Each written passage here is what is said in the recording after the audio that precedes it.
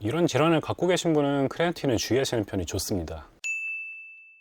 안녕하세요, 약사 베이스맨입니다. 제가 예전에 올렸던 헬스 영양제 영상을 정말 많은 분께서 시청해 주시면서 추천 영양제 중 하나였던 크레아틴에 대해 상당히 많은 문의가 있었습니다. 오늘은 그 궁금증을 해결해 드리고자 당시에는 간략하게 다뤘던 크레아틴의 특징들, 특히 많은 분들께서 우려하는 크레아틴의 부작용에 대해 집중적으로 살펴보도록 하겠습니다. 그리고 제품을 고르는 방법에 대해서도 준비를 했으니 크레아틴 구매를 고려하는 분께는 오늘 처음부터 끝까지 거를 내용이 없을 것 같아요. 자, 지난 영상을 놓친 분들을 위해 크레아틴이라는 영양제에 관해 간단히 소개를 드리겠습니다. 헬스 보충제의 우선순위를 따져보면 가장 중요한 성분은 당연히 단백질입니다. 근육 생성뿐 아니라 우리 몸의 모든 기능은 단백질의 공급 없이는 원활히 작동하지 못해요. 따라서 단백질은 식사든 보충제든 충분히 섭취하고 있다는 것을 전제로 하고, 그 다음으로 가장 먼저 섭취해야 할 단백질을 제외하고 가장 중요한 영양제가 바로 오늘의 주제인 크레아틴입니다. 운동의 효과를 증진시키는 것으로 알려진 영양제는 그 종류가 정말 다양합니다. BCAA나 글루타민, 아르기닌, 베타알라닌 같은 것들을 많은 분들께서 섭취하고 계시는데, 그 어떤 다른 성분들과 비교해도 크레아틴이 가장 뛰어난 효과를 나타내고 임상적으로 많은 검증이 이루어진 성분입니다. 유튜브를 검색해보면 크레아틴에 관한 유용한 정보를 쉽게 찾아볼 수 있지만 그만큼 잘못 와전되고 있는 정보도 많습니다. 제가 오늘 제대로 된 팩트를 전달드리도록 할게요. 자, 첫 번째는 크레아틴의 간독성입니다. 크레아틴을 고함량으로 섭취하면 간에 무리가 간다, 휴지기를 갖는 것이 좋다는 이야기가 많은데요. 팩트는 크레아틴은 간에 독성을 일으키지 않는다는 것이 현재로서는 정론입니다. 크레아틴이 간독성을 일으킨 유의미한 사례는 현재까지 없어요. 만약에 크레아틴을 섭취하는 중에 간이 손상된 사람이 있다면 크레아틴에 어떤 이물질이 혼입되어 있었거나 원래 간이 안 좋았는데 인지를 하지 못하고 있었거나 아니면 함께 복용하던 다른 어떤 영양제나 건강식품이 간에 손상을 일으켰을 가능성이 높아 보입니다. 간이 원래 안 좋은 분이라면 혹시 모르니 주의는 해야겠지만 건강한 사람이라면 간독성에 대해 전혀 걱정을 하지 않으셔도 괜찮습니다. 하지만 신장에 대해서는 조금 주의하실 필요는 있습니다. 신장 기능이 원래 안 좋았던 사람이 크레아틴을 섭취하는 경우 신장 기능이 더 악화될 수 있다는 연구가 있습니다. 작은 규모의 연구라서 아직 인과성이 확실하다고 말할 수는 없으나 신장이 안 좋은 분이라면 크레아틴을 굳이 섭취하지 않는 편이 좋겠죠. 하지만 건강한 분이라면 걱정을 하지 않아도 괜찮습니다. 자, 두 번째는 크레아틴으로 인한 부종, 붓기에 관한 내용입니다. 크레아틴으로 인해 얼굴이 부었다는 피드백을 하는 분이 종종 있는데요. 실제로 가능합니다. 크레아틴에는 우리 근육에 수분을 붙잡아두는 수분 저류 작용이 있어서 근육이 펌핑되는 효과가 나타납니다. 얼굴까지 붓는 일은 흔치는 않지만 충분히 있을 수 있는 이야기예요.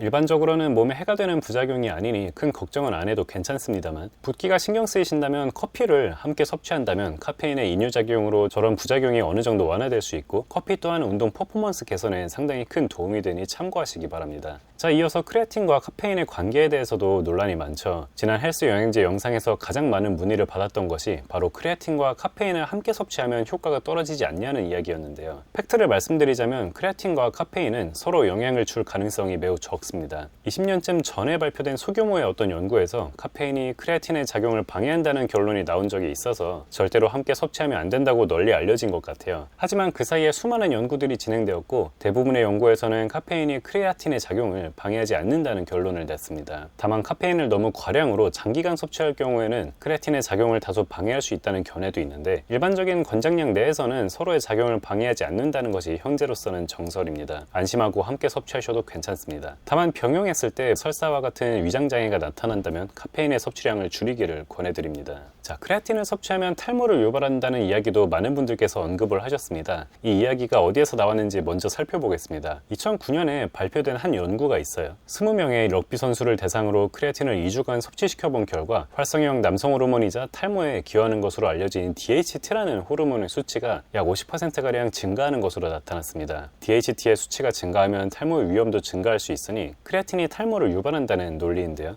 팩트는 일단 저 크레아틴으로 인한 DHT의 수치 변화가 탈모로 어떻게 이어질지에 대해서는 아무런 연구도 안 되어 있고, 실제로는 저 정도의 DHT 수치 증가는 임상적으로 큰 의미가 없고 탈모에 영향을 준다고 보기에도 어렵습니다. 쉽게 비교할 수 있는 예시로 탈모 치료에 사용되는 피나스트라이드, 흔히 말하는 프로페시아는 혈중 DHT의 농도를 3배가량 낮출 수 있고요. 두타스트라이드 같은 성분은 100배가량 낮추는 것으로 나타났습니다. 크레아틴이 유발하는 약 0.5배 정도의 수치 변화는 DHT 호르몬에 한해서는 그리 큰 변화가 아닙니다. 탈모 치료제처럼 드라마틱한 수치 변화가 있는 것이 아니라면 모발 상태에 영향을 주기에는 어렵습니다. 결론은 현재로서는 크레아틴이 탈모를 유발한다는 그 어떤 근거도 없고 가능성도 매우 적습니다. 자, 크레아틴의 복용 방법에 관한 문의도 상당히 많았어요. 가장 잘 연구된 크레아틴의 용량은 하루에 5g입니다. 조금 더 빠르게 크레아틴의 효과를 누리고자 하는 분은 하루에 20g의 고용량으로 시작해서 5일간 섭취하고 그 뒤에 5g으로 섭취하는 이른바 로딩 기법을 시도해 볼 수 있겠는데요. 장기적으로 봤을 땐 큰 차이가 나지 않고 많은 연구에서 로딩 기법 없이 하루에 5g의 크레아틴 섭취로도 좋은 효과를 나타냈으므로 로딩 기법이 필수라고 말할 수는 없겠습니다. 크레아틴을 하루 중에 언제 섭취해야 하느냐에 대해서는 다양한 의견이 있는데요. 하루 중 어느 때 섭취해도 분명한 효과가 나타납니다만 운동 직전이나 직후에 섭취할 경우 조금 더 좋은 효과가 나타난다는 연구가 있습니다. 운동 전후로 이미 다양한 보충제를 섭취해서 크레아틴을 추가하기 부담스러운 분은 그냥 편한 시간에 섭취하시고, 크레아틴의 효과가 체감되지 않는 분이라면 운동 직전이나 직후에 섭취하시면 조금 더 좋은 효과를 기대할 수 있습니다. 운동 직전이냐 직후냐 여부는 효과에 큰 차이가 없는 것으로 알려져 있습니다. 주의하실 점은 크레아틴을 섭취할 때는 물을 충분하게 섭취해야 위경련과 같은 부작용을 막을 수 있으니 반드시 하루에 2리터 이상의 물을 섭취하시는 편이 좋습니다.